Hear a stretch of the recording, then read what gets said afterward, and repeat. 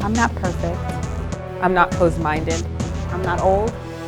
I'm not a bigot. I am a believer. And here's my story.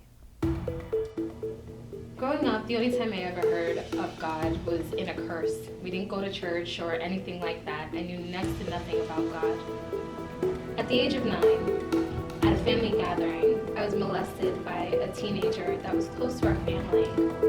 She was questioning her sexuality and used me to experiment and try to figure it out. One thing I remember is not being able to get clean enough. At the age of 12, I was suicidal. I had an abusive home life, school, I was being bullied by large groups of people.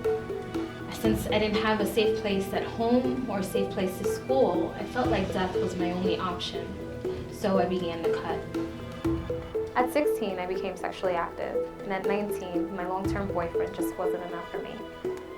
Because of my molestation, doors had already been opened up in me, so I found myself becoming sexually attracted to girls. I knew I was straight, I wasn't confused, but I was really distraught, and I actually began to pray. It wasn't anything fancy, it wasn't deep, it wasn't full of thous and thithers, it was just honest. And I asked God to take that desire away from me, and within that same moment, He did. At 23, I gave my life to Christ. He chose me, and He chooses the imperfect to carry His message of hope to a dark world. So what does a believer look like? They look like me, they look like you. I'm not perfect, and I still make mistakes. But with all my imperfections, He still calls me the righteousness of God. I'm Myosha, and I'm a believer.